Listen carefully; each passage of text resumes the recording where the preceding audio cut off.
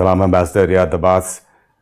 This week there have been significant military progress by the Syrian Arab Army in the Idlib province. There, the second largest city in the area has been retaken for the first time since 2012. Yes, sir. After 9 years war imposed in Syria, anyone has to come and to know it was imposed in Syria. This is not for the welfare of our people, not for democracy, not for reforms, only to control the national resources of Syria. To update you about your question directly, I would like to say for you, Syrian government has taken the final decision to delete all the terror group in the ground of Syria in Idlib or any where places in the territory of Syria. Now our decision is the end decision. Will not stop till liberate all the ground of Syria. And yesterday our army retake the biggest city in Idlib, which is called Marat Na'man, and now it is under the control of our army and our government. It seems to be a double-pronged military offensive, not only in Idlib, in Aleppo as well. And the aim seems to be to reconnect that main artery, the M5 highway, which will lead from Aleppo all the way to Damascus from Hamat, and from M4 to Latakia. That's the aim. That is right, what you are saying, but I will tell you openly, our decision to liberate all the territory of Syria for M4 or M5 behind or before will not stop. Our work, our army will not stop its duty till liberate the territory of Syria from all terror group in the ground. And even those external intervention, military intervention in Syria will not allow them to stay in Syria. And also American bases in the ground of Syria, they should move. And you have seen, after this assassination of this Iranian commander, General Soleimani in the ground of Syria, this operation open a gate for a new strategy for all Arab people and especially for Syrian people, resistance to take its duty under the title of Americans' departure from the ground of Syria or from West Asia by political way or by military way, no option for them. They have to move. That means they have to move. We saw what happened. You were mentioning General Soleimani's killing and the subsequent ballistic missile attack by Iran on American bases in Iraq. That was the first retaliation. Now, many analysts feel that Iranian proxy militia, or say the Hezbollah or other groups, which will give Tehran deniability, could be used against Americans, possibly even against the camps in Syria. Look, this question you can ask our friend, Mr. Iranian ambassador here, but I will tell you my analysis, especially in the ground of Syria. That is the end of resistance of Syrian, of American in Syria. They will not remain for a long time in the ground of Syria and even in our neighboring country. And you have seen what happened in the media. We can say that, and the statement of Iran, openly they said, will any action, there is reaction. They kill Commander Soleimani and they shot the American bases in the ground of Iraq. And you have seen the statement of American. Mr. Trump, they give wrong statement. There is no effective of this hitting of American bases. But any day, alter day, you can see proving or promoting the number of soldiers. Now they're saying 50 with traumatic brain injury. No. I will tell you openly. No, now they are in the injured, but in the future you will see the correct number which Iranian announced about the killing of American soldiers in the American bases. And as you know, no people allow any foreigner country to occupy their lands. Even if in Afghanistan or in West Asia, the people, they need freedom from colonialism. They don't need to give chance for American colonialists to occupy their country.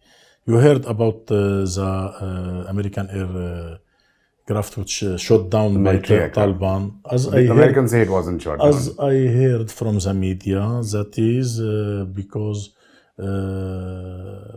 of one missile from Taliban. They shot this aircraft, and inside the aircraft, as we heard also from media, he is the commander of America who put the plan how to shoot Mike Commander Andrea, Ismail. you're referring to Ayatollah Mike. Yeah, that But is the what I mean. Americans have released two names which are of two servicemen. They not of can the- release whatever they like. That is my analysis, Yeah. personal analysis.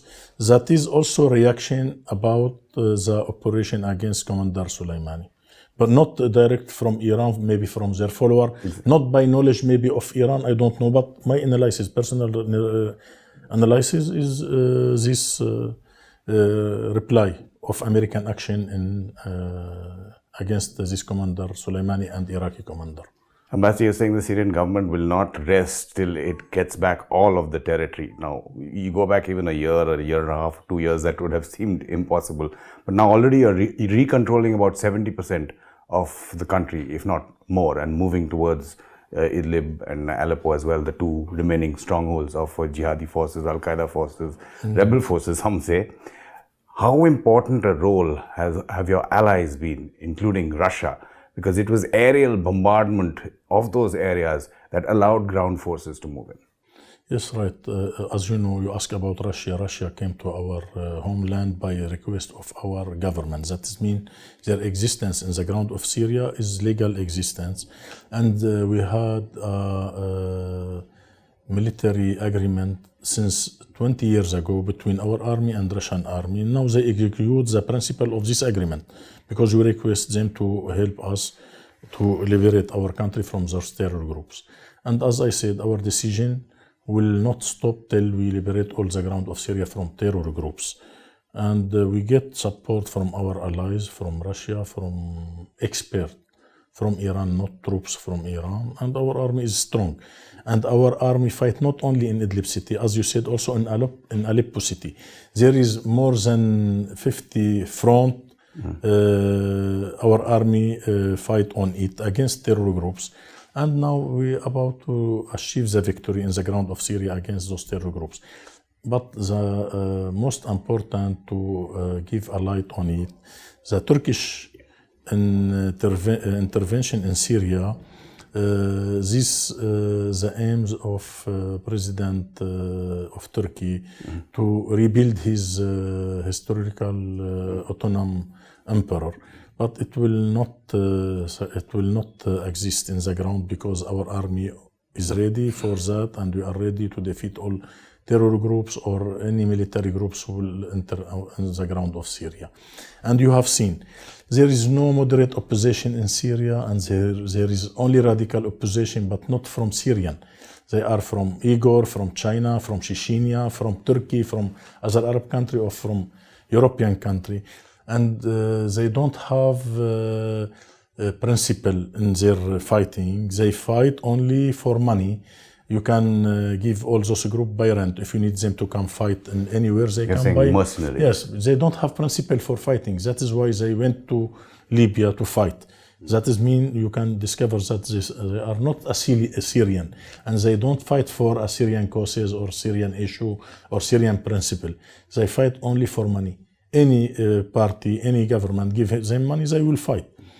And what is their duty in Russia? You can ask a president of Turkey about that. What is his aims? How he can make intervention in Syria?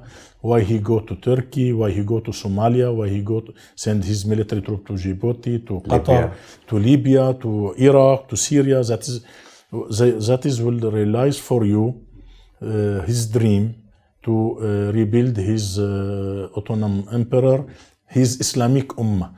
All those people fight for Islamic Ummah, not for their national country in Syria or in Turkey or in any country. They fight for Islamic Ummah, for radicalism, because the president of Turkey is the president of Muslim Brotherhood Party.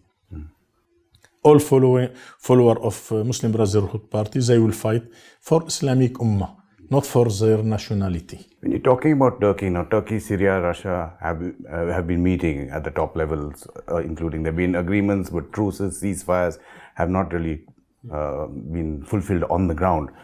Is there any chance of confrontation between Russia and Turkey? Because President Erdogan has warned if any of the military posts in the Idlib area are attacked, there will be retaliation. I'll tell you, there were many meetings between Turkey and our allies Russia and Astana and Sochi and something, and they promise there to realize the agreement in military issue in Idlib in the ground of Syria, but we discover they are liars. They didn't do. So now 1 year ago they went to Astana and they promised to do something, and when we discover in the ground, they still support the military groups, the terror groups in the ground of Syria. And they are fighting in the ground of Syria besides the terror groups in Syria. And the Turkish officer leads the terror group in the ground of Syria.